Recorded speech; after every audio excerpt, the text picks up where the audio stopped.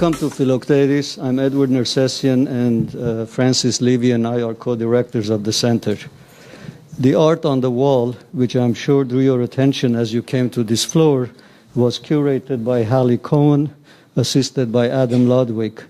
It masterfully relates to our series of 6 roundtables on sexuality, beginning with today's roundtable, Mating in Captivity. The other 5 are Love and Sex, Love Code, Body Image, Voyeurism, and Paraphilias. They will, as usual, be multidisciplinary. For example, the roundtable on voyeurism will have an ex-exotic dancer and professor of anthropology, and the paraphilia roundtable will have a dominatrix, author of the book Concertina. During the same period as the 6 roundtables, there will be a poetry program, The Poetry of Eros, and 2 films related to the themes. We are considering Blow Up of Antonioni for voyeurism and Salo or Teorema of Pasolini for the paraphilias. In addition to these, we will be continuing our usual program, which involves the music program, both jazz and classical, films and other roundtables, most notable a roundtable on Shakespeare and another on legal imagination. And the rest of them are on our website if you want to check. One of the hopes we had when we decided to simulcast our programs was that they would have an educational usefulness in other parts of the world. And I would like to read to you an email we received last week. I have just discovered Philoctetes, and I'm just going through all those totally fascinating past programs available online, and just wanted to drop you a short thank you note saying that I'm absolutely enthralled by the roundtable discussions I've seen so far, and I'm very grateful for this. I live in Poland, Warsaw. My name is Joanna Grijink, by the way. I'm majored in literature during my studies. I'm preparing for the PhD program entrance exam. Your online resources are the only opportunity for me to participate as an audience in such interesting discussions with such prominent guests. The title of today's roundtable is from a book written by one of the participants today, Esther Perel, and it is available for those who would like to purchase it in the hall outside. As is the book by Pamela, the 2 books by Pamela Paul, Pornified and Parenting, Inc., and the book by Michael Kimmel, Guyland, and the book by Owen Renik, Practical Psychoanalysis for Therapists and Patients. In addition, there is Francis Levy's book, Erotomania, a Romance, which keeps getting great reviews and is attracting a great deal of attention. Now, finally, back to today's program. Dr. Owen Renik, an old and good friend from San Francisco, will be moderating the discussion. Owen is professor of psychiatry at University of San Francisco and training and supervising analyst at the San Francisco Psychoanalytic Institute. He is the past editor of the premier psychoanalytic journal, which is the Psychoanalytic Quarterly. And he's the author of numerous papers, important psychoanalytic papers, and the book that I mentioned. Oh, well, hello, everybody. You know, the Philoctetes Center likes to encourage as wide-ranging and informal a discussion as possible. And I think what we'll be talking about this afternoon is particularly well-suited to that agenda. It's not an esoteric topic. I think it's likely that just about everybody here has had some experience with sexuality within a monogamous partnership and how that plays out, and has probably formed an idea or two about the matter. So I think we can look forward, at least I hope so, to a lively interchange. The format will be that first the panelists, the roundtable, will bat some questions around for a while, and then at a certain point we'll open it up and invite everybody to join in. Okay? Now, let me introduce the panelists, which I'll do extremely briefly because you all should have this handout with the same biographical information that I do. But just to mention that in alphabetical order, Michael Kimmel is an internationally recognized expert in the area of masculinity, a professor of sociology at SUNY Stony Brook, and the author of many books on the subject, and the editor of the scholarly journal Men and Masculinities. Francis Levy is the author of a recently published novel, Erotomania, a Romance, described as delightfully raunchy, among other things. And as Ed said, is getting terrific reviews. But he's a published author previously in many places that you're familiar with, the Times, the Washington Post, the New Republic, and so on. Okay, Pamela Paul is the author of The Starter Marriage and the Future of Matrimony, which I'm sure you know stirred quite a bit of controversy when it came out a while back. And also author of another book which bears on our subject, Pornified, How Pornography is Damaging Our Lives, Our Relationships, and Our Family. And she, too, Pamela, is a frequent contributor to the Times and other places that you're likely to run into her work. And finally, Esther Perel is a family therapist who spends her time in Antwerp, in Tel Aviv, and in New York, where she has a full-time practice in family therapy. And she's on the faculty of the Department of Psychiatry at NYU Medical School. And she's the author of Mating in Captivity, Reconciling the Erotic and the Domestic.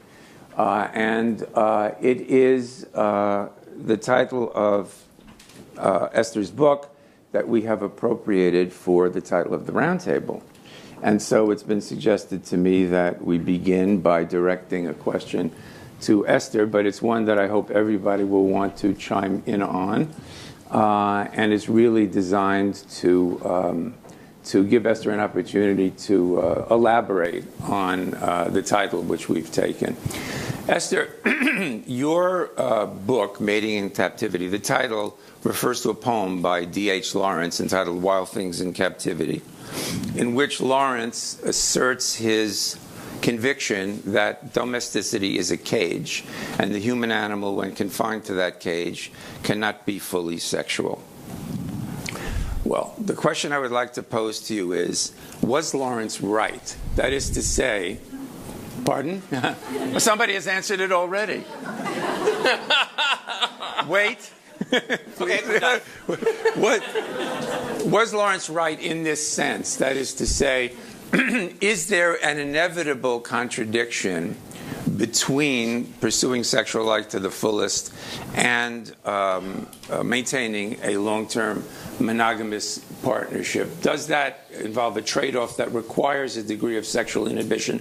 Or, on the other hand, is it actually in principle not true because, in fact, there are no limits to the new possibilities which that limitation offers, as well as to some that it may, in fact, foreclose? Okay, Mating in Captivity was related to the poem of Lawrence, but I found the poem later. The first people who inspired me were the panda bears and the bonobo apes, because they also could not mate. And they had to be shown porn in order to actually become aroused so that they would mate while they were in the same cages with each other. So the term actually comes from the animal kingdom and from anthropology. I don't know if Lawrence was right. Actually, I don't think there is an absolute answer to that. That changes from person to person in one person's life. But I know that Lawrence was right to launch a whole set of questions. And the questions that I had was, why is it that great sex so often fades for people who continue to love each other as much as ever, not for the troubled ones? And then, can we want what we already have? And then, why doesn't good intimacy guarantee great sex?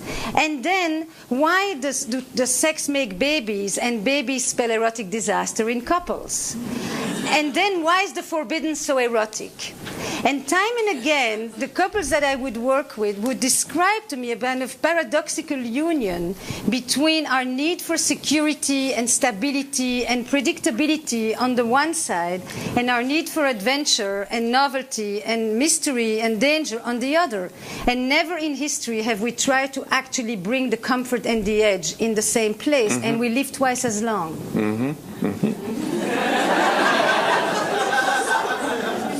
Please. What do you think, guys? Does that launch a conversation? I think that the live twice as long is probably one of the most important things to remember. It's something I explored in The Starter Marriage and the Future of Matrimony, which is to say that, only, at 1900, people were getting married and living until, they were in their late 30s, early 40s. And so marriage was something that lasted for 10 or 15 years, and then you died. Today, if you get married at, the age of first marriage in this country is still around 27, 26. So if you get married and you live until you're 85, that's 60 years of being with the same person. And so we're really dealing with a biological and practical reality that we never have before. So I think that there is obviously a lot to question about our assumptions about monogamous relationships under those circumstances. I mean, to be with the same person for 60 years is a tremendous undertaking. And to expect to be sexually active with that person. Right. To even tolerate the person for 60 years. My grandparents lived a really long time, but I think that by the age of 45 or so, they were pretty much done with sex, and they seemed perfectly comfortable with that decision. We're not perfectly comfortable with that decision. Because I asked them. One of the few grandchildren that asked that question. They never lied to you ever. Let me just. I'm not a psychoanalyst, but I am the adult child of psychoanalysts. I'm in recovery. Sociology is my form of recovery, and so that's. So what do I do? I interview people. So I asked them. To me, I don't really think that it's a question of time so much as I think that the marriage is a form of socialization, and I think that consciousness is the villain here more than the question of eroticism in a long-term relationship. I think that bearing the burden of consciousness is the factor. This is what Freud talks about a little bit in Civilization is Discontents, because we are born with a certain libidinous, natural instinctual desire, but we live in society, and so the compromises that individuals have to make to be within a society. Now, I think that it's interesting that marriage is a dyad, and the dyads, I started to think about this recently, the dyads have a particular kind of a significance. I mean, in literature you see like in War and Peace and in Anna Karenina, Vronsky and Levin, Pierre and Andre. Beckett significantly has Didi and Gogo as the protagonist of Waiting for Godot. And I think that there's a very important kind of mirroring element that occurs within a dyadic relationship. That is to say, the existence, you see yourself through other people's eyes, and they see you through their eyes. So that I would argue that, in essence, not to criticize the institution of marriage, but that I would say that marriage is an extension of the biological life of the conscious human animal. Can I ask you what you mean when you say the phrase that everyone seemed to agree with? When you say the phrase, great sex fades. Can you tell me what great sex is? Yes. I'll tell you how I understand it. I actually was not interested in sex. I was interested in eroticism. Okay. And eroticism from the mystical point of view. When people complain about the listlessness of their sex lives, they sometimes want more sex, but they always want better. And the better that they are referring to is a sense of aliveness, of vibrancy, of vitality, a sense of an antidote to death. That's what they consider great sex. It has nothing to do with how often, how hard, how long, how many, no statistics and no medicalization. Right, got it. It has to do with a vibrancy and a sense of feeling alive. People dread deadness. Yeah. And deadness in the relationship is what I was really interested in. This is the first time in history where sexuality in long-term relationships, and I prefer we call that than marriage, if it's okay, is rooted in desire and not exclusively in reproduction or in female marital duty, at least in many parts of the world. Right. And how you sustain desire and how you you blend what fuels desire with what fuels love, which are not necessarily the same, is a real existential challenge. And that's what I wanted to probe. And I think that's interesting because I was introducing kind of sort of a psychoanalytic notion, but now I'd like to introduce a kind of contra-psychoanalytic notion into this discussion, because I think that really what is required in a certain sense is a form of imagination in the context of the creation of the relationship. This is from my own personal experience, and I hate to introduce all these kind of literary allusions and citations, but I can't help thinking that when I started this morning to think about the Roundtable, and Ibsen was coming to mind. In Peer Gynt, one of his earliest plays, he creates this succession of dramatic tableaus in which the personality is completely changeable. And I think that in his later plays, it's all about self-realization, becoming closer to what the self, kind of concrete notion of the self against others. But in this particular one, I think that it's this chameleon-like notion of personality that is the saving grace in marriage, that you can play many roles, enact many different things within the safety of the marriage situation itself, and erotically enact many different things in a marital context, that people should be free, not to, in a certain sense that I say non-psychoanalytical approach, because I think people should be free to not be themselves within the marriage. They should act out other it's very much like we had a roundtable David Kirkpatrick was on about the future of technology, and we talked about this game Second Life, in which people have avatars, and they can become, it's a very, very popular universe to be in, because people can go and one of the most popular things in Second Life actually are the sex clubs. And what people do is they adopt identities. Well, what I'm saying in a certain sense is that we should question the very nature of personality in marriage. In The Double Flame, Octavio Paz gives a very nice distinction. Sex is the primordial, it's the nature. Eroticism, is an act of the imagination. We are, in a way, maybe the only ones who can make love to somebody for 4 hours, have a fabulous time, and touch nobody. Because we can imagine it. Sure. And that is the distinction, between sexuality and eroticism, that it is infinitely varied and multiple and rooted in our culture and in our personal histories and so forth. But the act of the imagination is what I link to the breakdown of desire. And the question that you asked about monogamy, has to do, I don't think you can talk about monogamy in relation just to, is it a trade-off with sex? I think it has to do with the changing definition of intimacy. Yeah. Intimacy means something completely different today and really needs to be understood in order for us to understand what people come expecting from marriage, which never in history have we wanted. The same as what we always wanted, a companion, a family, economic support, respectability, and on top of it, you should be my best friend, my trusted confidant, and my passionate lover to boot, all in one. And sometimes it happens, but for a vast majority of people, it seems to not happen just at the... Bravo. How do we know that? How do we know? That was an empirical claim. I'm an empiricist. Yes. How do we know that for the vast majority of people it doesn't happen? How do we know that? Because I believe that in order to not be alone, we need to be two. But in order to be a couple, there needs to be a third hovering at the edge. And because after having gone to 20 countries and looking at sexuality multiculturally in traditional as well as in more emancipated societies, there seems to be a real challenge to have a sense that there is one person for everything. And that when that person when it doesn't work, it doesn't question the model. It just says, I chose the wrong person. Next time I'll do better.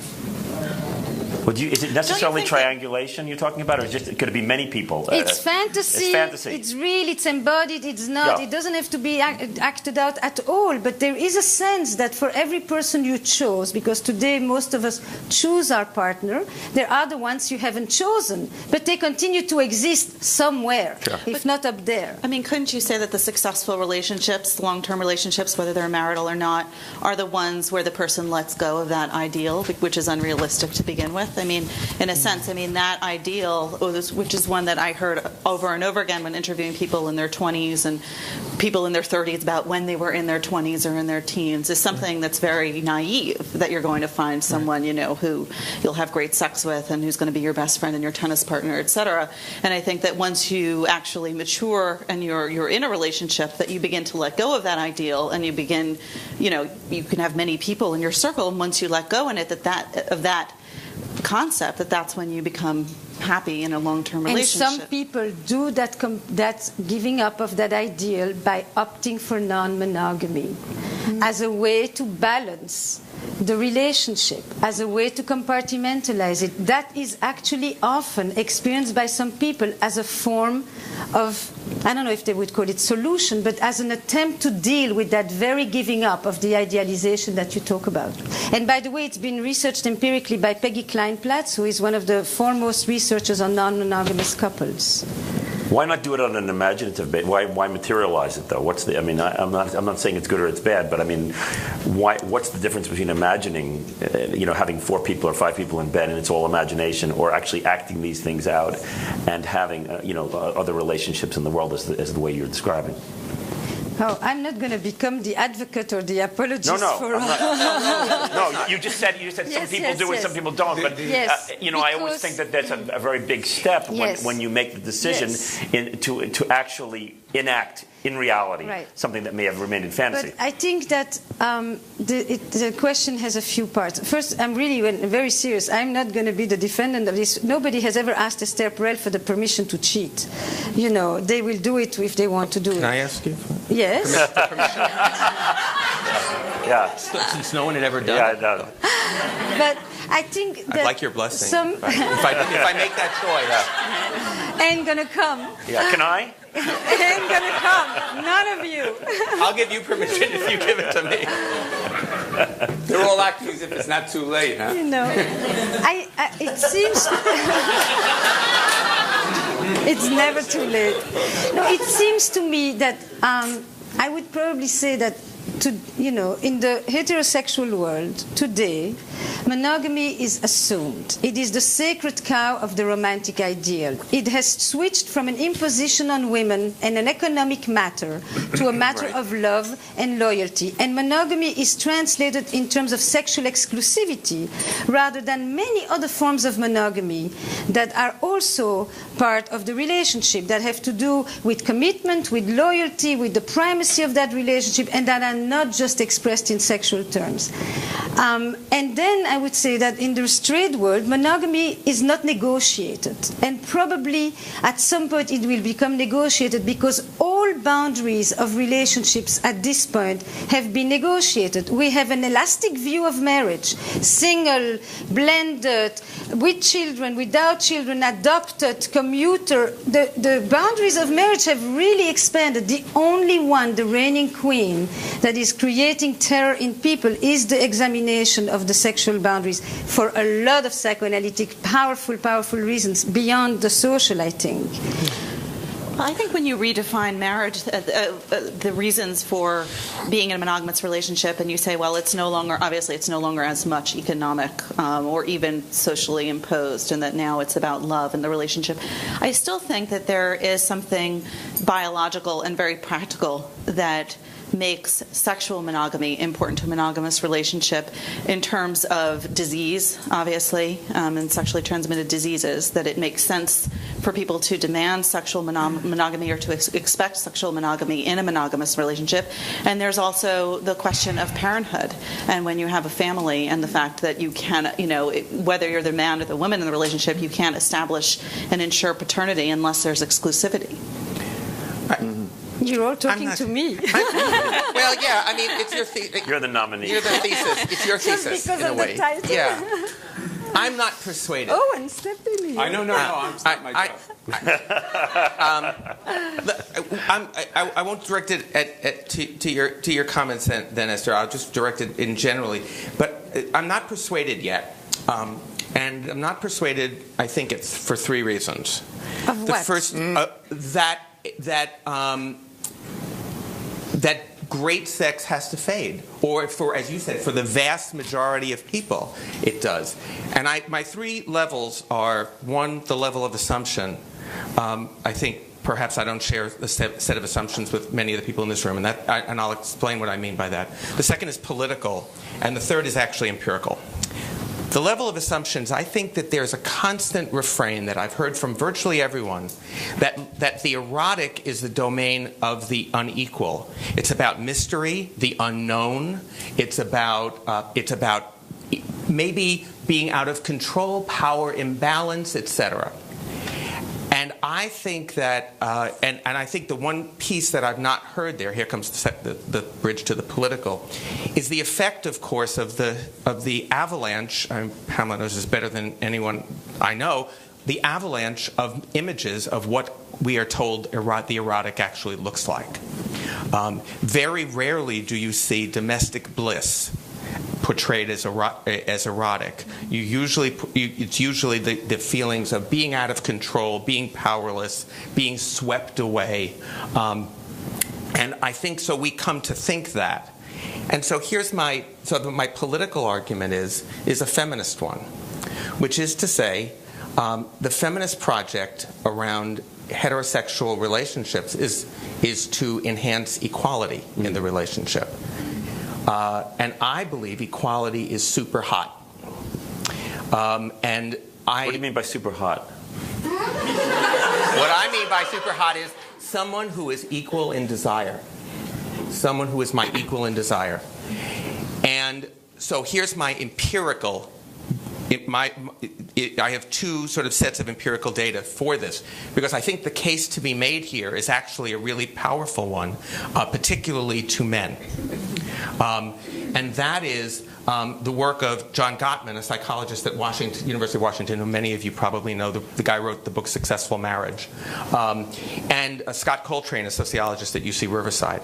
And both of them have found basically this, that the more equal the marriage is, the happier it is. And I'll operationalize that for you in a moment. In the kitchen. Oh no. In the bedroom as well. Coltrane, for example, finds that men who share housework and childcare are not only happier, they see therapists less. That means some of you might not get to see them. They prescribe medication less. They're diagnosed with depression less. They are far less likely to drink, smoke, take recreational drugs. They report much higher levels of marital satisfaction.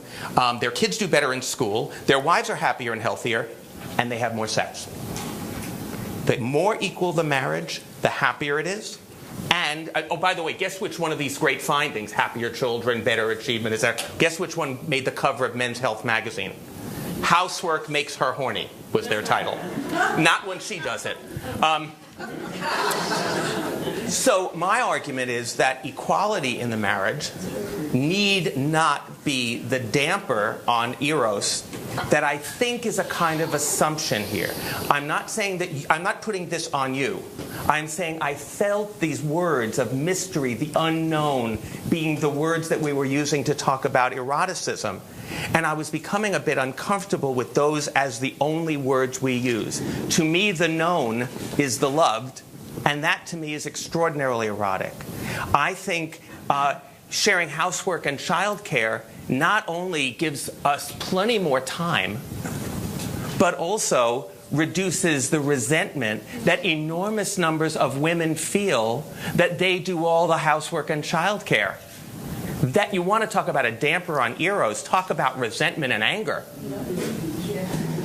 So I'm just suggesting that at the level of assumption in politics, a feminist critique of the traditional heterosexual marriage, that is to say, promoting egalitarian marriage, may in fact be something that liberates eros rather than dampens it. So maybe the first thing we should do is this.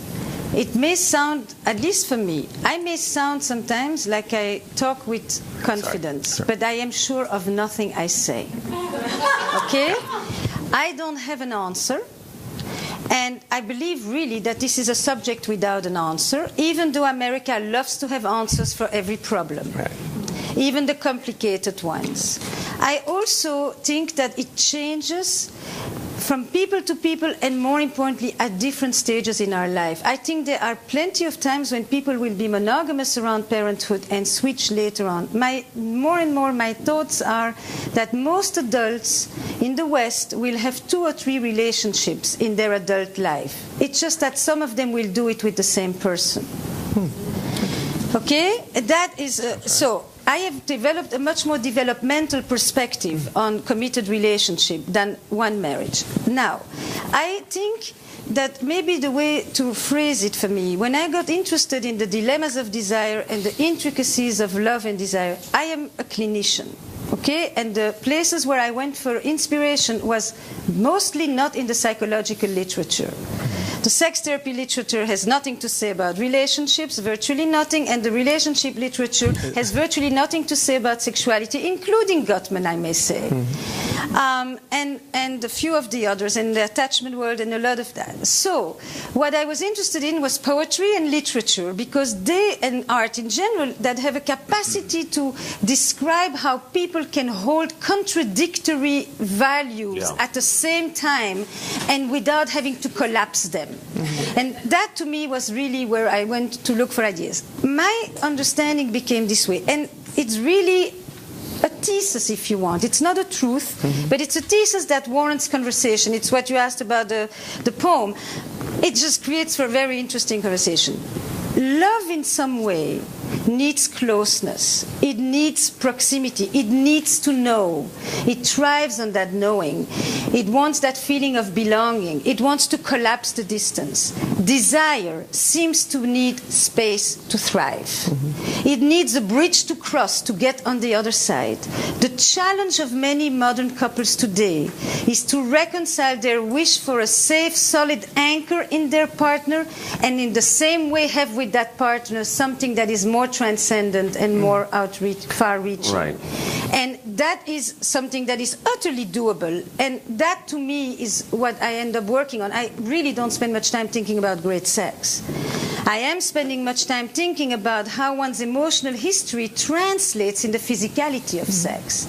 I am interested in deadness. I am interested in how the multiple meanings of affairs, and from a non-judgmental, non-moralistic point of view, so that I can understand why people cross the boundaries and what they went to look for there. And those are the questions that interest me. And when I ask people all over where I've gone now, tell me moments when you find yourself most drawn to your partner, the answers unequivocally, and this is back to your thing, the only one that is gender-based is when women say, when I see him playing with the kids. Never the other way around. Of course. All the others have to do with when I see my partner passionate about something, when I see her at work, when I see him on stage, when he plays the piano, when we're galloping on our horse, when he's doing, it's when I see my partner as a separate person. In their own individuality, and momentarily this familiar known person is once again somewhat mysterious and somewhat unknown, because you never know your partner fully. And in that space is the erotic élan. And first and foremost, it's never a space of caretaking, because caretaking is loving, but it seems to be mightily unerotic. That isn't a way to achieve that in a very practical way in a long-term relationship. I mean, to me, part of the problem that seems to exist is that people have this expectation of everything at the same time. It's sort of the old, a woman can have it all myth, that you can, have everything at once, which I think is now transitioning into this notion that women can have it all, but perhaps sequentially or cyclically. And I think that the same thing is true in relationships, because if you have periods in which you're a little bit distant from the person, then if you're assuming that the emotional and the love underpinnings of the relationship are strong, so that it won't lead to rupture, you then get that distance that you're talking about, which then revives the erotic. So that, for example, and in a very practical way, that works for people because relationships will go through long periods, for example, during the childbearing years, where pragmatically speaking, there's going to be that distance. But then you will get to the other side, even if it's, say, 3 years later or 5 years later, where then that person has regained that mystery and that distance because you physically haven't been with them as much for a long time. Or, what you often hear from men is that the woman becomes so enraptured with her children. But then, in a way, the children then become something for the man to then compete with to get the woman back. So I think that, it seems to me that if you think sequentially or cyclically in a relationship and you're assuming the long term, that you then have the ability to recapture that distance and that eroticism and that seeing the person as a separate. Absolutely. I have a little trouble, though, with, the statistics, are interesting, but I think they discountenance the role of the fact that man is an animal, which I keep coming back to, and the role of the irrational, which I think you were sort of alluding to a little bit, in the sense that you couldn't come to all kinds of conclusions about enormously complex phenomena. And so that I think that the irrational elements, like in other words, we are in a kind of a quandary now in culture to the extent of this egalitarian impulse, which is one of the Enlightenment. It's reason. It's reason over instinct. Reason functions on one level, but instinct is a total other level. And reasoning would make us think that equality was the natural state of being that man should aspire to. But then we have man as an instinctual, libidinous animal who is filled with all kinds of pressures and desires that can't be codified in such ways. And so how does that sort of manifest itself? Because it's an interesting sort of theme that's coming up, and you bring it up too, but it's not simply in terms of housework and so forth. When you say man, do you mean man and woman, or you mean man? I mean man and women. Okay. Man and women. I mean homo sapiens. Okay. I mean that with the cerebral cortex. The cerebral cortex is to me the key element in the discussion of what the transmogrification of sexuality, how sexuality is transformed from the animal state. So I think that the key element really becomes one of this that we're sort of alluding to, but not so much in terms of the necessary pragmatic things that you've talked about in terms of house care, but in the fact that this notion of friendship, that there has been a change in society in which couples who are friends marry and negotiate the question of passion in a sort of different type of Absolutely. way. And within this context of this, and friendship is a more egalitarian institution. If you talk about literature, if you look in the literature of the 50s, if you look at Updike, if you look at Too Far to Go, the collection of short stories about the Maples and the dissolution of his own marriage, highly autobiographical set of short stories, and very touching. And in Cheever, you see a tremendous amount of marital infidelity. That's the subject of literature. Now I'll talk personally speaking. Within my nexus of friends, I only know one person who is a serial adulterer, and he does it kind of as a kind of artistic. He's a conceptual artist, really, and he does it and has really nothing. It's more the legacy of a kind of bohemian tradition that he was born into. But I don't know nobody who's been cheating on. Do the women say that too? About what?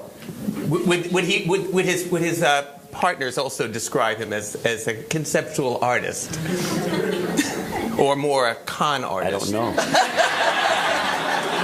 He's very well known. He's known. They know what they're getting into. Okay. Yeah. But I would like to make a distinction.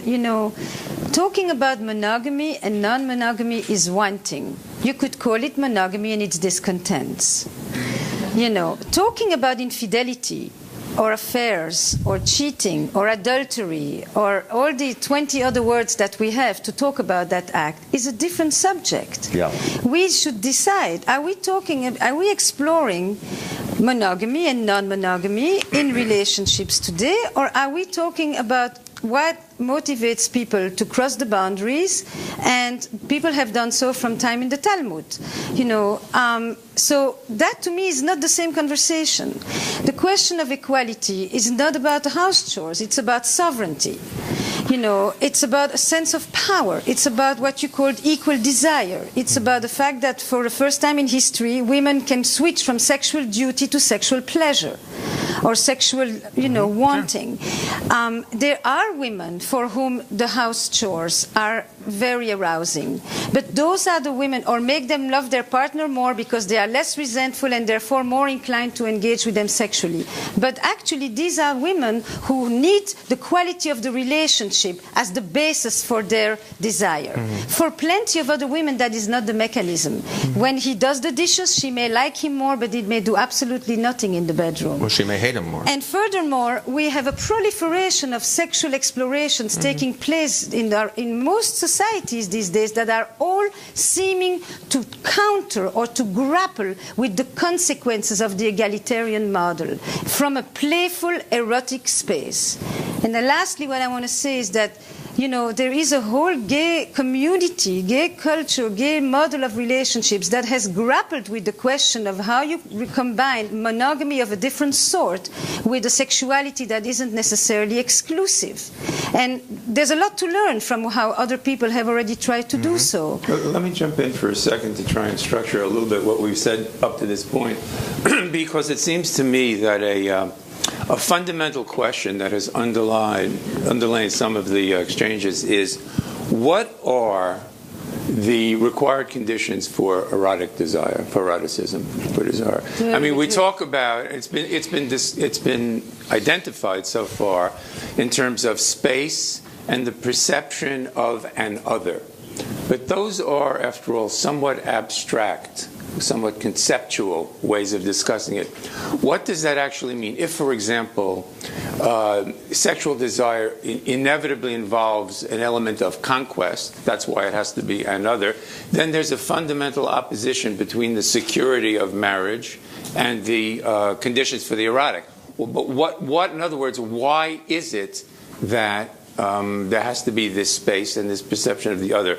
How does that work? How does that create eroticism? I think, just as an aside, I don't think the question of equality in relationships is necessarily crucial, because equality doesn't mean identity. Even two people who are equal can have all kinds of ways in which they trade power differentials, as long as the bottom line is one of parity. So what are we really talking about when we talk about the fundamental conditions that are necessary in order to experience erotic desire? Why does it have to be another?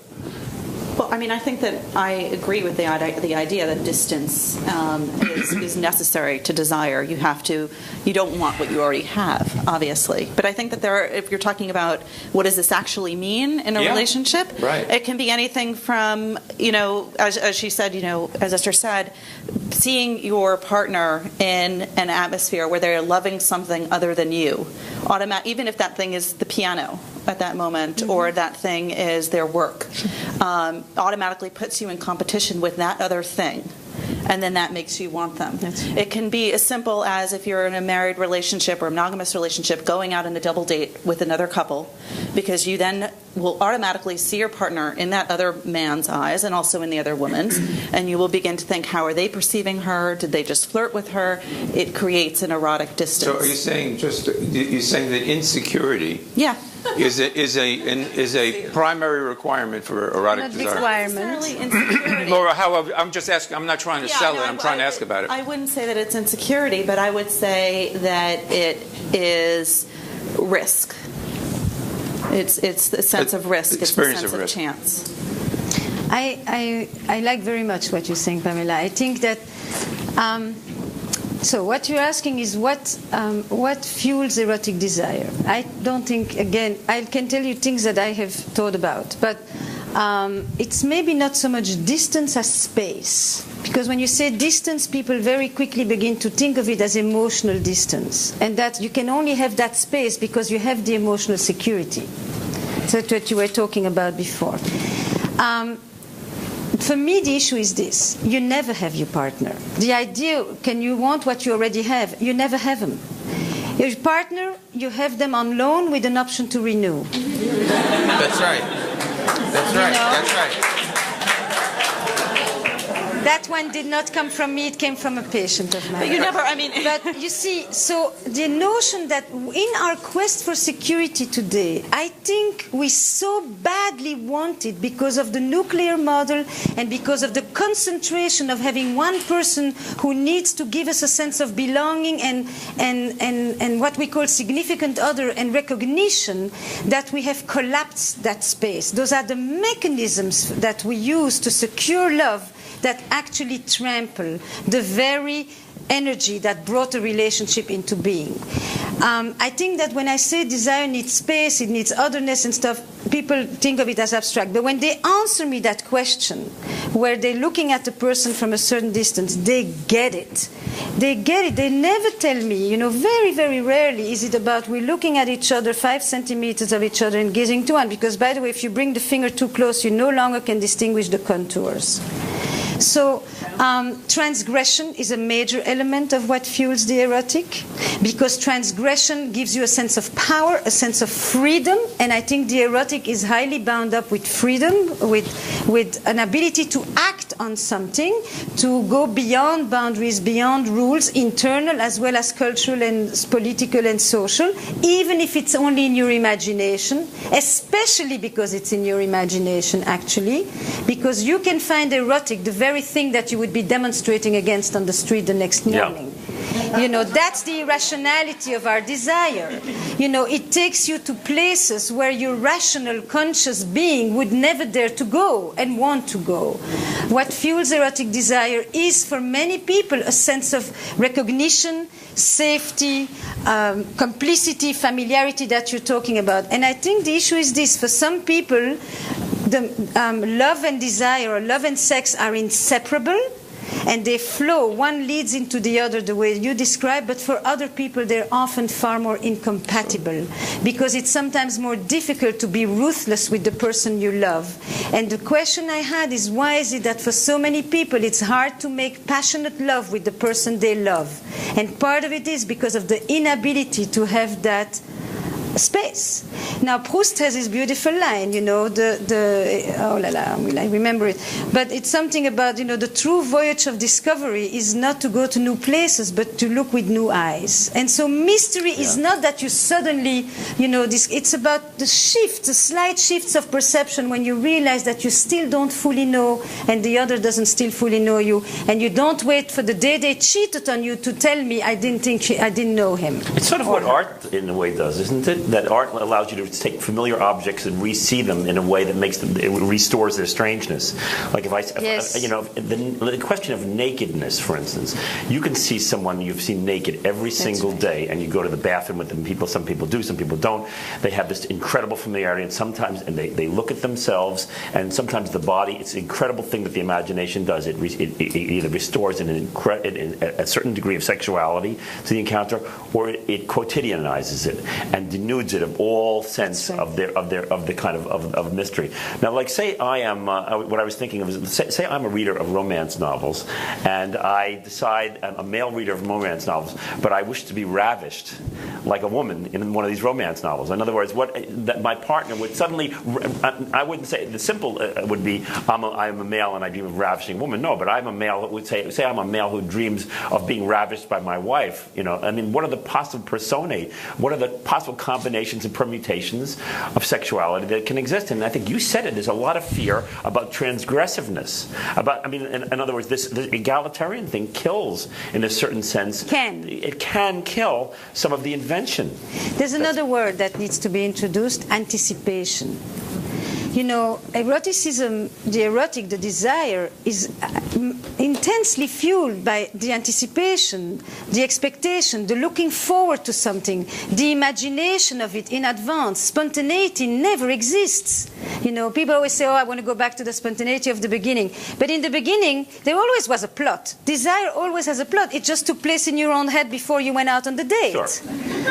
So, I think if consciousness is the villain here, and that consciousness has condemned us to this thinking out of our sexuality, then consciousness has to be the thing to save us also. I mean, in other words, it takes work, is what it is. Yeah. A certain degree of consciousness. Creative work. Oh, sorry, go ahead. No, creative work. If I understand you, consciousness is is neither the villain nor the side. Consciousness is what makes eroticism possible, rather than simply, animal activity. But if I understood what you guys are saying, it's something rather important, which is that love and intimacy are not the enemies of desire. The enemy of desire is a kind of cowardice that needs to deny the otherness of the loved one. That's right. And that makes that insecurity, that sense of risk, is I think the way you put it, possible. And that's the villain in long-term relationships. Not love, not intimacy, but that kind of denial of the otherness of the partner. Anxiety about it. Yeah. Right. Well, I mean, again, I think I go back to that idea of wanting everything at exactly the same time. Yeah. Because I mean, in a healthy relationship, I think there's such a thing as healthy compartmentalization, where there's a time to have the totally egalitarian, you change the diaper while I go empty out the diaper pail thing, and then you can completely compartmentalize your sexual life very, very, very separately from that, and then achieve that distance while still having that intimacy in other spheres of the relationship. Yeah. I don't think they have to be contradictory. I think it's a key thing. Compartmentalization is a key thing. It's invaded against so many times, but I think it's a key thing for the success of the inventiveness in relationships. I think it's key. I was thinking a lot about the words that we're using, and again, I think that we do desire a great disservice if the only language that we use is a language of competitiveness and conquest, rather than also a language of sharing and surrender. I think we do it a disservice. I think it's all of those things. That's I right. would never suggest one model over another, but I would ask that we continually expand that possibility. And the other big change, it seems to me, that needs to be partly acknowledged in this sort of the longevity part, I think, is important. But this is this is the first generation or two of women who are equally entitled who feel equally entitled to pleasure. That's right. I'm glad you finally brought up that word. And that is really, well, how can you talk about sex and not use the word pleasure in an hour? I was looking with I teach a class on sexuality at Stony Brook, and actually Pamela's visited that class when we talked about pornography. A class of 400 students, right? Course on intimacy. So, and we were just talking about Kinsey and the National Opinion Research Center studies on sexuality. And Kinsey in 1954 found that 41% of women over 25 had ever masturbated. And in 1996, and that's a pretty good measure of entitlement to pleasure, right? Like, I'm so entitled, I'll do it myself. And the 1996 Social Organization of Sexuality found that over 90% of American women had ever masturbated. And that is an enormous change. There's nothing even remotely like that among men, not even close. It's a revolution. So it is a revolution. So is it a change, or did they reveal something they wouldn't have revealed then? Either way. This is that's a very important point, because a lot of people think that the earlier data, women were far more reticent, far less likely to reveal. The truth is, Kinsey oversampled. His rates were actually higher than he should have gotten for three reasons. His first sample was college students. Then he hung out in singles bars and gay bars in Indianapolis. And the third group he got to talk about sex was in prison. And so his rates are actually quite a bit higher with people who are more likely to report in 1948 male sexual human male, 1954 human female, than would have been a nationally representative sample. So I think, in fact, 41% is probably high for 1954, but 90% for 1996 is probably about right. I think there's a way to reconcile what you were saying earlier about the success, the fact that peer relationships and women's equality in relationships has enhanced relationships, and the concept that you're talking about the distance required for desire in some way. And I think that They're not in opposition. No. I'm sorry? They're not in opposition. No, but I think they work very well together, because what they effect create is that for a man who, you watch Mad Men, for example, and for a man who comes home to January Jones's character every day, there's nothing new or interesting in that character. She's incredibly boring to come home to. But a woman now, the man is constantly seeing that woman in a competitive position. He's constantly seeing, he's competing with the workplace for her time. He's competing with a greater social respect for her time and attention. And so I think that that it then makes sense that men are more sexually happier with, sexually more satisfied with the peer relationships, because it does create that sense of, I know that you don't like the word competition, but it does create that competition and that desire. It goes back to something that Owen said earlier, and I want to make a distinction.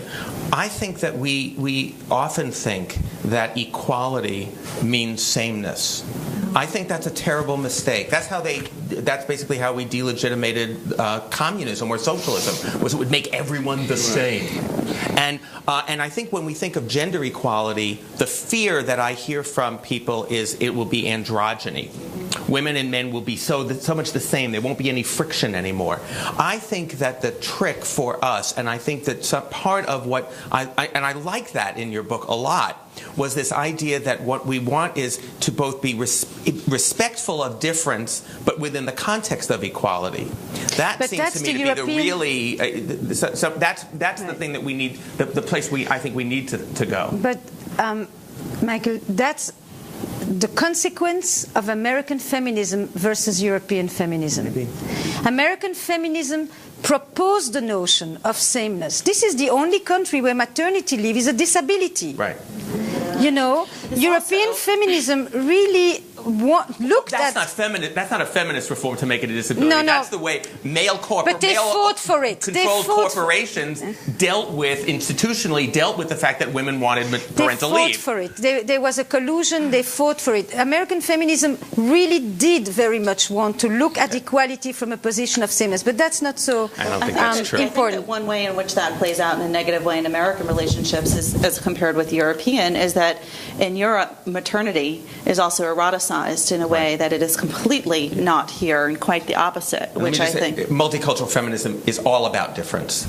It is all about difference. But it's founded on difference. But I wanted to actually go back to something you said before. You seem to be cautious, and in a very important way, about abuses of power and about misuses of power. For me, and I didn't use the word conquest, I think Owen did, but you know, when you conquer someone, somebody surrenders on the other side. Not necessarily. In the dynamic of the erotic, when it is voluntary, when it is playful, here are the words missing for me on the conversation about eroticism. Pleasure, which you finally uttered. Eroticism is the cultivation of pleasure for its own sake, with no other purpose attached.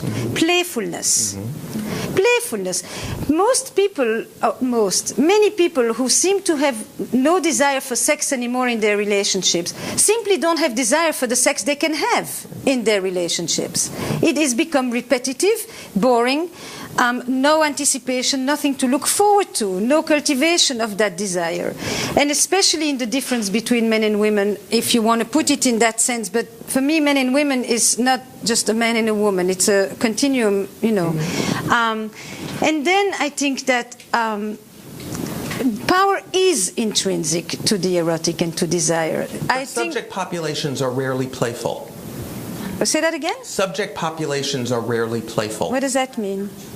I think that equality enhances the capacities for playfulness that you were exactly describing. Yes, in some situations. I don't think Genghis Khan was a very playful fella either. I don't think conquest and submission involuntarily, like on Mad Men, for example, maybe the things that reduce or diminish the capacities for playfulness and pleasure as we're describing them. For me, what secures the capacity for playfulness has nothing to do with equality. It has to do with a secure sense of attachment.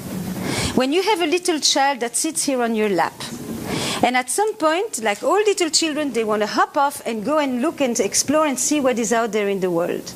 And at some point, that little child is going to turn and look at the adult who is here. And if the adult who is here says, go for it, kiddo, enjoy, the world is a fabulous place, what does the kid do? Goes further and experiences connection and separateness, or connection and freedom at the same time. But if the little child turns around and there's a person here who says, what's so great out there? Don't you miss me? Didn't we used to have such a fabulous time? I'm anxious, I'm depressed, I'm lonely, and the rest. Then the little child has two choices. Either they come right back to base and they understand that in order to not lose you, I'll lose a part of me. And that will often be the person later on, from what I have understood, that will have a harder time making love to the person they love. Because love will become burdensome to them. When I love you, I feel responsible, I feel beholden, I feel burdened, and it will take away the unself-consciousness and the freedom that is necessary for desire with the person that you love. And then there's a few other options that little kid can have. So for me, equality is not what leads to playfulness per se. It may, but a sense of security, the way you were talking about it, that allows you to then go and experience that space and that freedom does. When you ask people to look at love and to look at desire or sex, and they free associate to it, there's a few things that are really very outstanding to me. Warmth, acceptance, always appear here. Excitement appears there. Hunger, greed, power, heat. This is warm, this is hot. Right. You know, this is tender, this is acceptance, this is about something else. And I think that they coexist inside of us. There's absolutely no need to kind of dichotomize them. Earlier you suggested that we look to the gay community. That's exactly, since the phrase, as you just described it, which I think is exactly spot on, the phrase that the way to reduce risk for STIs and particularly HIV is, of course, safe sex, which, as you just described it, is an oxymoron. There is no safe sex. There are safe relationships. And that's why the gay community's response to that is, how can we make safe sex sexy? That's right. And how can we eroticize responsibility? Yeah. That's also been a feminist project, eroticizing responsibility around birth control. Because women need to know, and also around sort of sexual assault, women need to know that their bodies, that their body's integrity is going to be respected, that their boundaries will be respected, that no means no. You don't get to yes without knowing that no means no. Michael Chernoff, if any of you ever knew him, who was the instigator and the creator of all the safer sex program for GMHC in the early 80s and just died, you know, it was all about that, to eroticize safer sex. My sentence often is, there is no safe sex, not in the sense of STD. There is no safe sex in that if you really want to take it to a place that is beyond performance and mechanics and orgasm and result, then you got to go to a place that is extremely vulnerable, that the immensity of our needs and our longings and our quests manifest itself in the erotic in ways that words can sometimes not even begin to capture.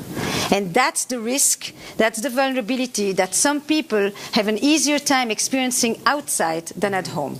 So then, just to summarize what we've been talking about, when you make the analogy to the child who leaves the mother and so on, the paradox or father, quite right, the caretaker, yes. The paradox is that the secure attachment gives the individual the courage to experience risk. Now, in the long-term relationships in which eroticism dies, it isn't because the attachment is insecure. It's because the courage to face risk goes away. In other words, when you talk to people with relationships in which eroticism has died, it's not like they're saying, I don't feel any more securely attached to my partner. They feel securely attached, but they wonder where the magic went. So that there's a paradox here. Just want to make sure we don't exclude the other side. It's not just that the relationship as a precondition has to offer secure enough attachment. It has to somehow allow the possibility of facing risk. So I think that the unknown is inherent to desire. But faced with the unknown, people can have a few responses. You can stay open to it and welcome the persistent mystery of your partner, or you can respond with anxiety. And for me, the question is the issue of certainty. You know, I think love is never certain. It is inherent that the potential of loss is part of love. And if you want to pretend to create an illusion of certainty, then you often will collapse the ingredients that make for the erotic, which is surprise, difference, novelty, imagination, and all of those things. And that's when you see the people are no longer able to do what I think Pamela describes very well in the more practical way, to respect that individuality. You know, to be able to see your partner play the piano, you have to be comfortable that your partner is enjoying the piano without thinking, why don't you want to spend time with me? You know, and again, you're playing the piano, and maybe you're avoiding me because by playing the piano, and why am I not able to be everything for you, and etc., etc. And so this is, for me, the issue is really more anxiety over that space. Now, you know, we believe in permanence in the West. We think there is such a thing as certainty. We think there is such a thing as reality. And sometimes I wonder, you know, if when you opt for reality instead of passion, maybe you've just traded one fiction for another.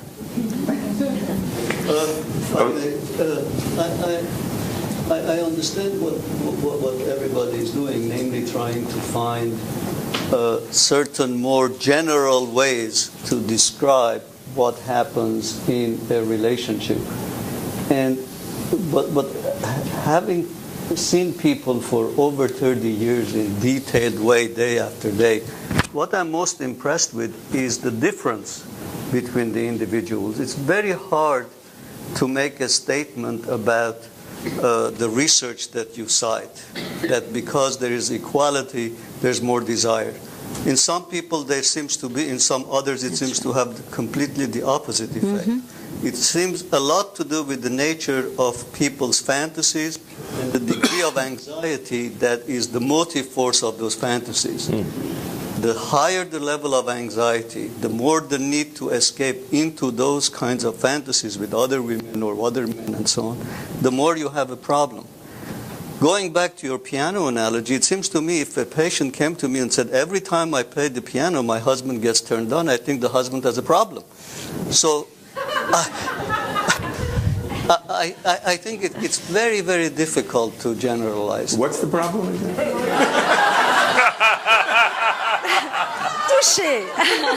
The problem is he doesn't let her finish playing the piano.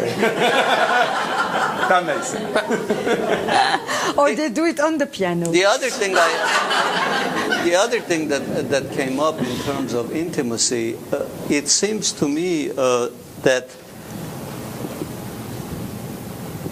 sexuality is necessary for intimacy. It is impossible to have real intimacy in the absence of sexuality. You can be naked with each other, go to the bathroom with each other, have dinner with each other, but you are not intimate.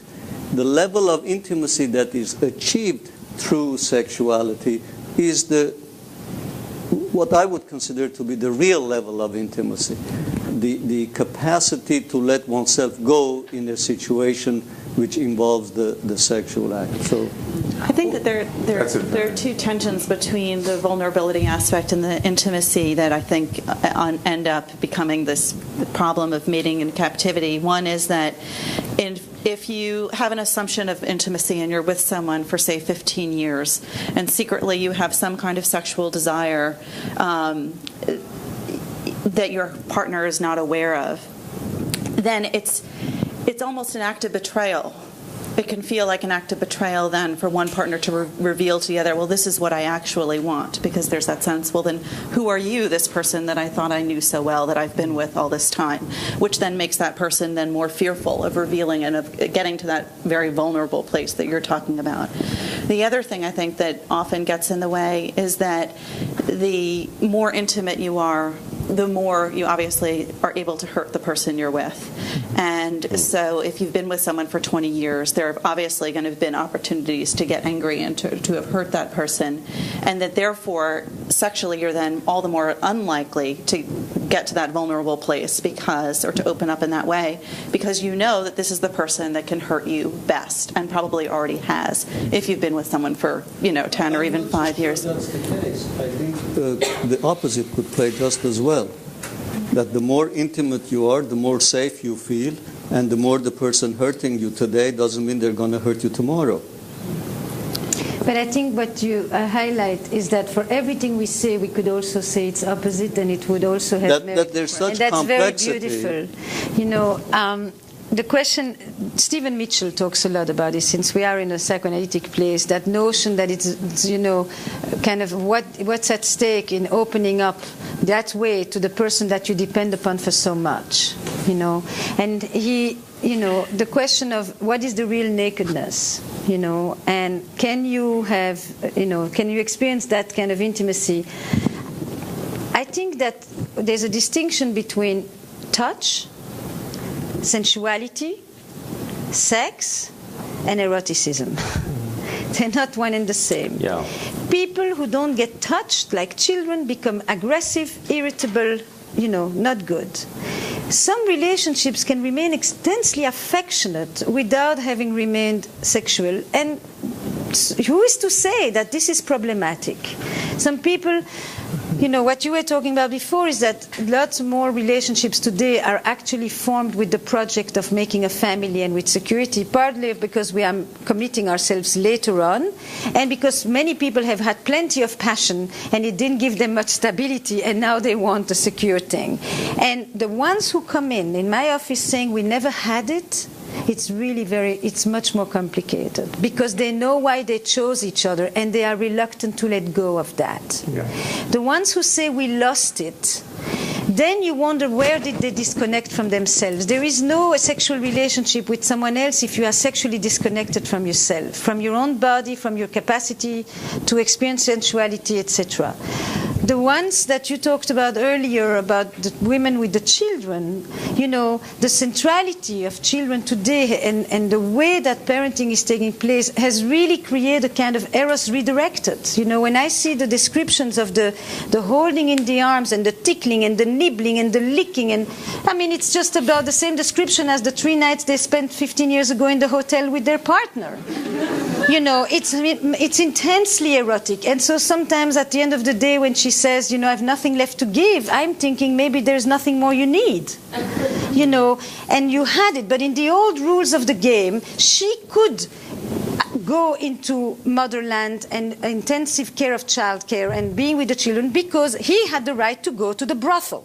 Mm-hmm. And there was an equality, if you want to use that word. There was an arrangement. That's not what I'm talking about. There was an arrangement. I'm not caring about equality. Today it's different because you ask the person to stay put and wait in a way that people have not had to wait before, and hope that one day you will not mistake my invitation for a demand and answer me by saying, I've got 3 kids, I don't need another one. And to understand that there is an invitation and that there is roles, as you were talking about, in relationships according to stages, where there is one person who is preserving the family and another person who is preserving the relationship. Because families today will only survive if the couple does well. There's not many other reasons to keep it together. And I think they have to be evolutionary. I think they have to be kind of evolutionary. And in other words, that's what I was talking about in the very beginning. They have to be willing to wear different guises. Like, I'm sort of concerned about these definitions. I mean, intimacy and sexuality. I mean, what about sexuality without intimacy? That's right. I mean, so what? You know? I mean, how can you possibly? And what you said about patience, how it's so sui generis to make these overarching, kind of definitions. But I did want to say one thing, and I'm touting my own. But this book, Erotomania, has gotten a lot of press comparing it to Henry Miller and Bukowski. And I am a product of my own time in a certain way. I mean, I'm not only the author of the book, but society is the author of the book. And the one thing about this particular book that's so interesting in terms of our discussion is that, and I only have conceived of this retrospectively because I haven't really ratiocinated about the book really, I just wrote the book, is that all of this reputed sexuality takes place in a monogamous relationship. They have no other relationships with anyone else throughout the book, and they act this thing out constantly in their own relationship. So there is something about mating in captivity that's very apropos of our time, I think, and within the history of sensibility. I think this is kind of the real question. I mean, I think a lot of attention and kind of concentration of interest is being placed upon the dyad now. And as I was trying to say earlier, the literature records the fact that in earlier decades, even near decades of history, that there was much more of the concept, perhaps even due to the kind of lack of egalitarianism in society. There were many factors, but that that adultery was considered it was like a rite of passage within the marriage. It was what couples went through, And now it's more, there is a different kind of idealization going on in a strange way. Well, I want to ask this. I'm not at all persuaded by this idea that only with sex is real intimacy possible, that you argued before. I'm not at all persuaded by that, and I think what we have witnessed, and I think I agree with the argument that you're making now. I think what we've witnessed over this century has been the increased sexualization of intimacy. And if you look, for example, at memoirs of soldiers who held each other while they were dying and wept in each other as they held each other's guts. Henry V, he who sheds his blood with me will be my brother. Probably the greatest line in all these Guyland things. All of these evocations of the brotherhood, all of these evocations of male-male bonding in the 19th century. That is as intimate as men's lives got. And it was not at all sexual. No, I think it's a definition. What I'm suggesting is that the intimacy has become, because of the absolute hegemony of the marital couple, the dyad that you're describing, we have now so sexualized that intimacy that we've made them inextricable, as you say. But I think we've also failed to explore what's possible in terms of intimacy outside of sexualizing it. And I think religious mystics are unbelievably intimate with each other, and it's not necessarily sexual, but it's surely erotic. Look at George Foreman and Muhammad Ali. They had 3 bouts, and they became incredibly, and they developed an incredible intimacy, and also Ali and Frazier bouts. Where the dueling and the fighting within their contests, their duels are what brought them together. I think intimacy's become impoverished when we just sexualize it. I think you misunderstand I think you misunderstand it. Okay. Look, you can have an intimate friend, and you can have an intimate relationship with a lot of people. But I think in a relationship, let's say in a marital relationship, the absence of sexuality, the absence of sexual closeness would not allow the kind of intimacy to continue to exist and to develop. So that it's a question of... But I think that there's a way in which what you're talking about negatively impacts monogamous relationships between men and women, which is to say that I think that while it's not true for female friendship, it does seem to me that male friendships are relatively impoverished and with that lack of intimacy today, and that male friendships tend to be very superficial, and that what that ends up doing is then it raises the male... That's not so. I think that it creates an intense need for intimacy for the man in the relationship with the wife that then becomes a burden. I think that, again, I really hope we're not just going to do binary Mars and Venus, but the question that you ask about in the relationship itself, can you have an intimacy that isn't sexual? Then I would like to add, the issue is not about just doing it. There are plenty of couples who do it, and that doesn't make it sexually intimate or intimate at all. And I like your phrase that intimacy has become impoverished, but I understand it a little different. I think that, intimacy used to be we plow the land together.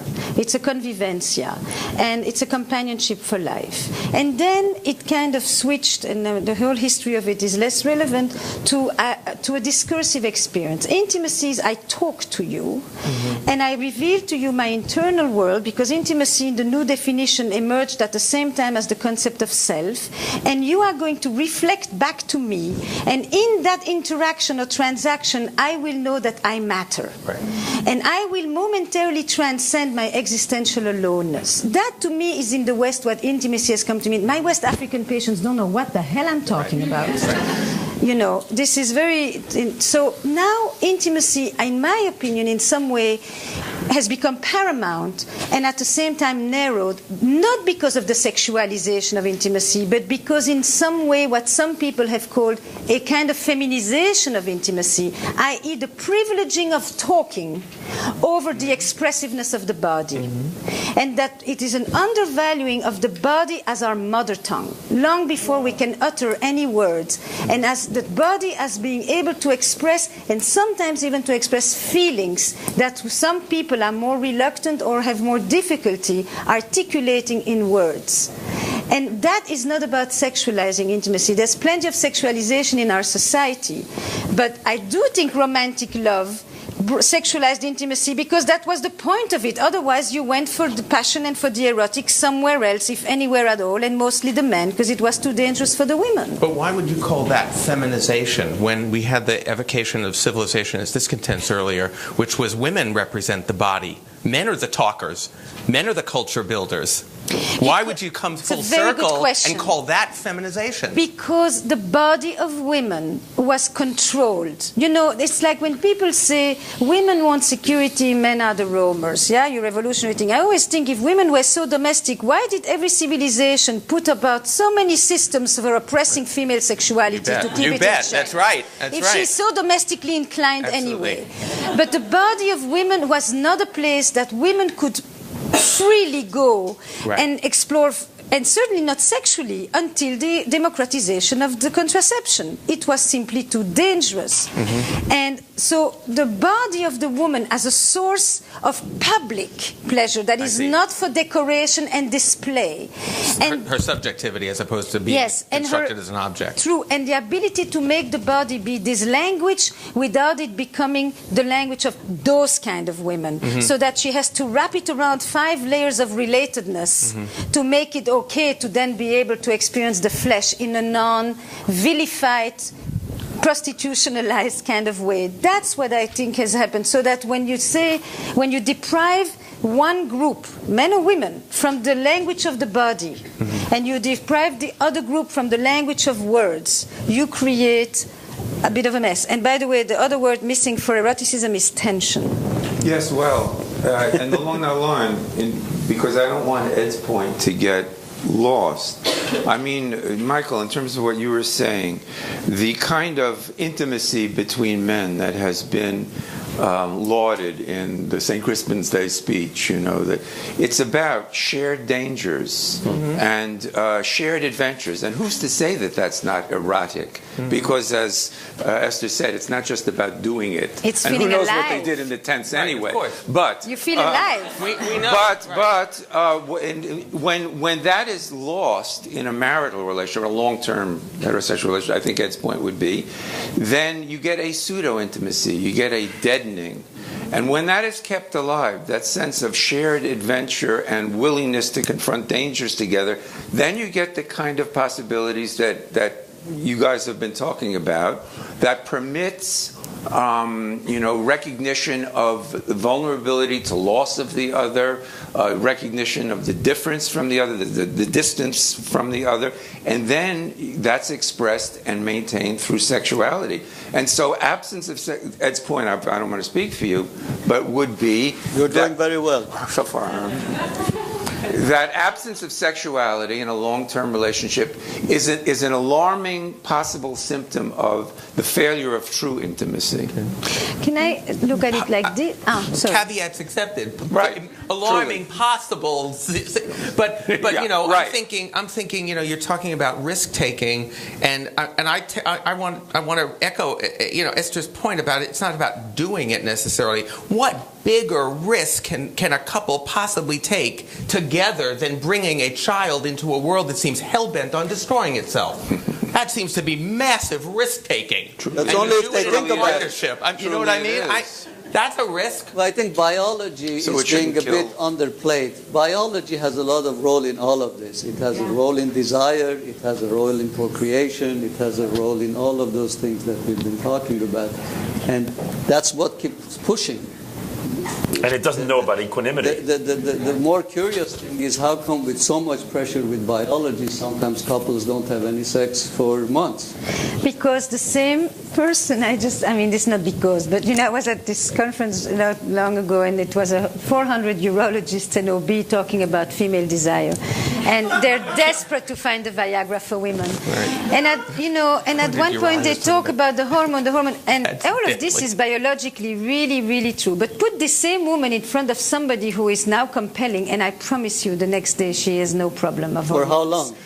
It doesn't matter. It's always the same time. It was the same time when she was in her 20s as it would be in her 50s. The pheromones do wane after 2 years. But the question that you're asking about the man, when you say it's erotic, for me it means it's alive. Yeah. Okay? And I would say that one of the powerful connectors I see with a longing, because the word is longing and yearning, for this erotic, when couples have kind of lost that certain vitality, that energy, often is linked to a sense of loss. You've gone to the doctor and gotten bad news, a friend has died too soon, or your parent is gone.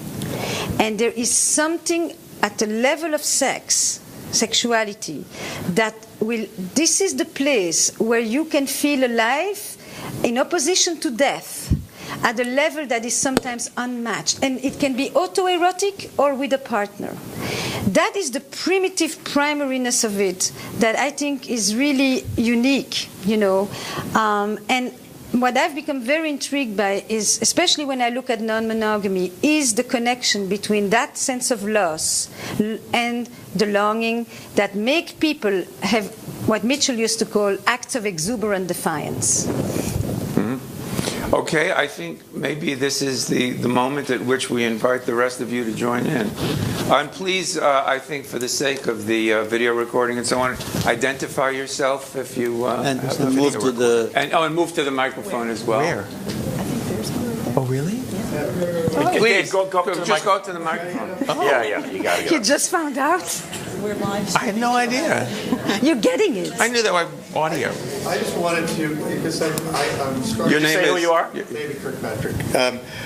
There's a subjectivity that is inevitable in this kind of discussion that I'm more impressed by than I was when I came in. That's my own opinion. And because I have that opinion, I would be very interested to know the marital history of each of the panelists. Because I feel that it must be a factor in some of their opinions. So that's my question. Great question. You want us to be intimate with you, I see. Share a little risk. Or naked.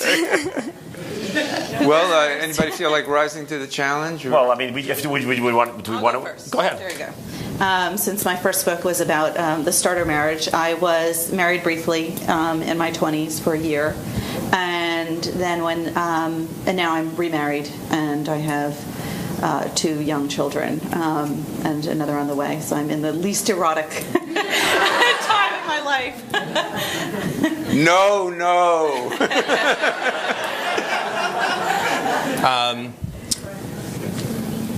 I had a starter marriage. I'm deliriously happily remarried for 15 years, and I have a 9-year-old son. I've been married since 1982. I have 2 children.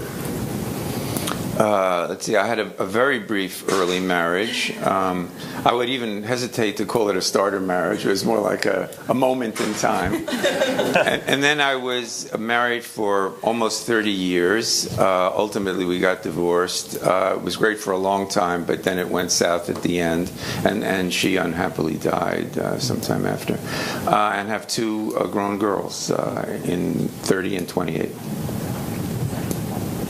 Your turn. Yeah. No. Esther, your turn. My turn. I am with the same man for 25 years. We have a 12 and a 15-year-old, and we've had 3 marriages together.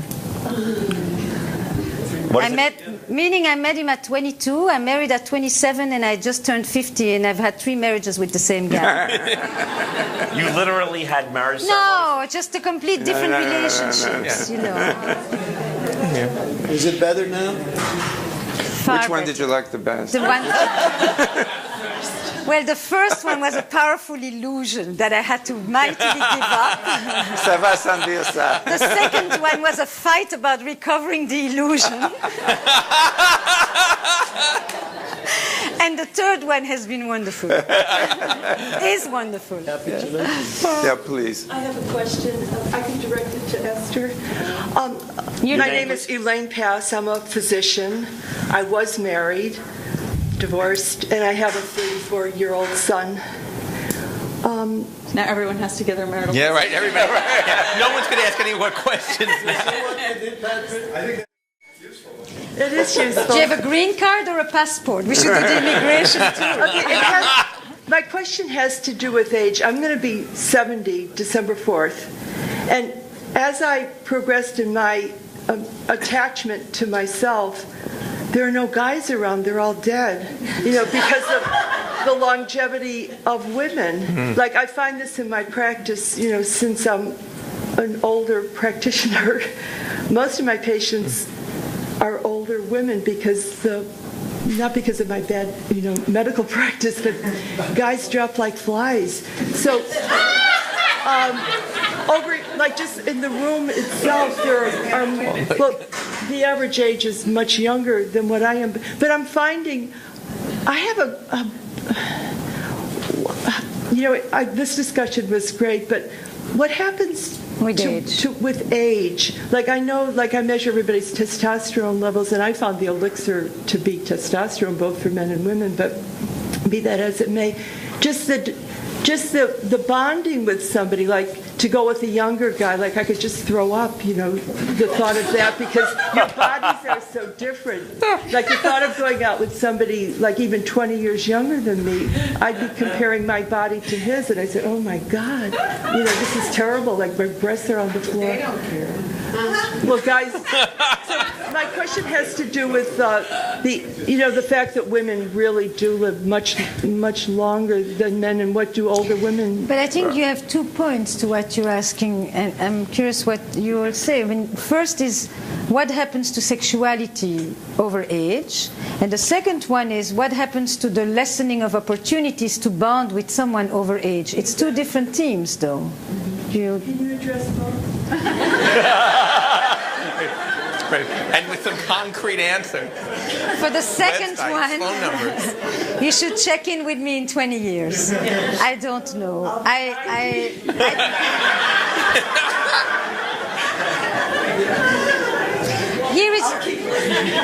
Here is what I would say for the first one, which for me and for, I think, probably is a little more tricky in this society, that has a real cult of youth like that, is that maybe the libido is stronger when you're young, but the mind is much freer when you're older. And if people had, sometimes I would say, if I had the confidence of today with the looks of then, but then I was whining and complaining all the time, and now I am actually not the same, and I am there is something about age that actually finally gives you the right to do what you want, the right to go to places that you never dared go before. So I am of the view that for many people, and again, all the statements that are generalized should be qualified, I experience that their sexuality becomes better. It can go one way or the other, but there's a whole group of people for whom their sexuality becomes better because the erotic mind frees up. And the more the body changes, the more the mind becomes the place of riches. But what do you do with the scarcity of men? The scarcity of men is a fact of life that I don't have anything... There's a sociologist here. Maybe he's a demographer as well. I don't know. You need to take that one on. Sociologists speak to that? You want to know where the men are? She said they fall like flies. It's very difficult to answer that. What's to say about And they're going out with 30-year-olds. Right. So. Right. Can I just address Joanna Whitcup? Hello, Joanna. Hello. I want to address your point because it's very plaintive, the way I hear you talking about it. Thank you. We have also learned that the sexuality of women is very plastic. And I think as women get older, they're going to start looking at other women. And it's going to find a way to have a different kind of sexuality and intimacy than they may have to find when they were younger. I think if I can add on what Joanna says, plasticity is a beautiful concept for looking at female sexuality, meaning that the sexuality of women changes throughout her life. She can discover things in her 40s that she never knew existed in ways that for other people it's often much more kind of a blueprint that is layered earlier on. She can switch orientation in the course of her life back and forth.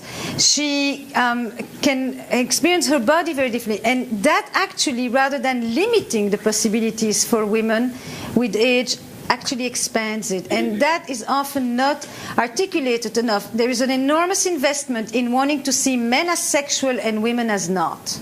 Well, basically, I think demographically, that's already playing out because there is a growth in the number of women who are living together later in life. Sure. You're talking about that limitation for men and the freedom for women, the increased plasticity for women as a culturally determined thing. No, that culture sanctions a great deal more experimentation. For example, female homosexuality in various expressions has always been much more tolerated in our culture here than male homosexuality. So that's what you're referring to, yeah. And culturally as well as psychologically. Yeah. I'm Joel Whitebook from Columbia Psychoanalytic, and I have a question for the whole panel. Otto Kernberg wrote a series of articles, which I found very interesting, on the couple in the group. And he asked the question, which you're all addressing in one way or another, what makes a couple stay together? And his answer is that the same thing that makes a couple stay together is also what makes them break up. And the argument is this, that in a mature couple, for lack of a better term, there is enough intimacy and enough sense of safety that they can really explore what's been called the transgressive, the dangerous, the imaginative, and so on. But he specifies it more. He says they can really express their archaic sexuality, especially their sadism, and Stoller's work has to come in here. And that as long as that is sufficiently expressed, and as long as there's the safety to do it, that keeps the couple alive. But when it gets out of control, when it goes too far, and there isn't a container for it, that's what often makes a couple break up.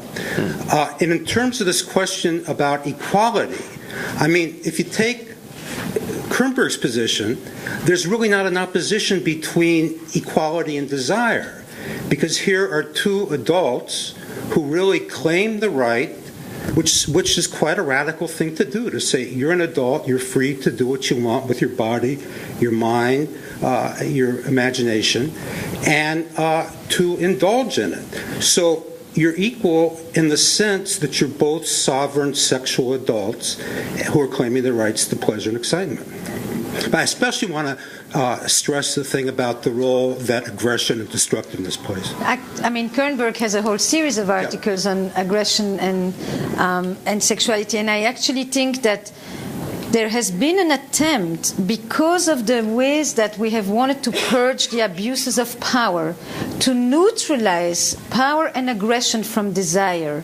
And that's where the problem of the egalitarianism comes in. Not equality, egalitarianism. There needs to be a certain power differential. Is sexually, that doesn't necessarily need to happen in the raising of children or in the management of many other aspects of life. And in the name of wanting to, condemn aggression, it got purified of it at a level that completely tames it and flattens it. And, desire does not play by the rules of good citizenship. Two equal partners can act out their fantasies of aggression and domination and what have you in the privacy of their own bedroom, and it doesn't mean that they're going to be abusive to each other outside of their bedroom. That's right. Ed, you were talking to me about aggression, and you were working on this area a little. Yeah, okay. Did anybody want to comment on the thing that Joe brought up about the genie getting out of the bottle as a reason that that people break up? The Kernberg's thesis. Has that been your experience, that you found that to be the case? My experience is that the very thing that attracts you initially because it is different is the thing that drives you up the wall later because it is different. The only thing I would say, in response to that thing about a power differential, is the absolutely great thing to me about women's increased equality has been the exposure of the fluidity of that power, of that power, and how easily it moves, and how it's not fixed. Gender used to simply be a proxy for power imbalance. That's right. But the good thing, it seems to me, about feminism is that it can no longer be so in the context of a relationship. Politically, obviously, institutionally, it's still quite salient. But so it becomes more fluid, and that is, I think, unbelievably freeing both to women and to men. I think what you, as well as the men that just spoke about, Joel, sorry, and Francis, is the centrality of fantasy, and that's what you are talking about, is this idea that, the relationships live in the shadow of the third, and that fantasy in some way is an imaginative, exquisitely efficient way to bypass the conflicts and the pitfalls of familiarity and the negative aspects, if you want, of intimacy. It's also the basis upon which we mentally represent other people. I mean, what I see when you see someone, you form an image of them in your mind. This is a creation. Please. Yes, my name is Kimmel. I'm an individual and couples therapist, and I just wanted to comment on what the last person said. I see a lot partners wanting different things from each other, so that one person might be able to take risks and explore and be separate enough to want to know where they can go with their partner, and the other person is very happy with status quo. So, we talk about the couples a lot as a dyad, but in a couple, they're two very different people. Great question. Yes. Yes. Help. And that can become apparent sometimes only over time. Right. But it's not fixed in stone. I mean, if you let's go back to the movie like Persona, where you starts off with the nurse who is the gregarious Bergman's persona, the gregarious nurse, and the actress who is practically autistic. By the end of the movie, it's taken a complete reversal, where the nurse is now completely quiet, and it's the actress who is constantly seeking her attention. Yeah. And you find that in couples where the progress of the relationship is, if one couple stops enacting the very thing which they started, then the other one takes up the slack. Yeah, they do something different. Yes. So, thank you. I think that what I like in your question is that you didn't say one wants and the other one doesn't. You said one wants certain things and the other one wants other things. Sure. And that's a much more nuanced question. And I think maybe, as a therapist, sometimes I ask, do you still have sex with each other? But that doesn't tell me that much. But I am very interested in the question, what does sex mean for you? What do you look to sex to provide you? What do you want to experience in sex? Escape, rebellion, surrender, connection, spirituality? What do you go for that sex can allow you to experience? And that's when the differences of what they want to do actually start to get a larger meaning about why it is that this is what they want to do. That's the beginning of the answer. Why is this power thing always put in the gender term, though? I mean, it's coming up as male, female. It seems to me that when you take relationships, homosexual relationships, there's usually one person in a relationship who plays a certain role, and another person plays another role. So if it's no longer gender-based. It strikes me. I mean, it's not gender-based at all. Yeah, I think it is. I think it's whoever is currently seeing the other person's a competition for the other person's affections. That then person becomes the aggressor or the chaser or the one, and the other person has the power. That's good. And then that in a healthy relationship, I think that's fluid and changes throughout. Well, I'm told that our time has come to an end, so I would like to thank all the panelists, and I hope that you all are very excited.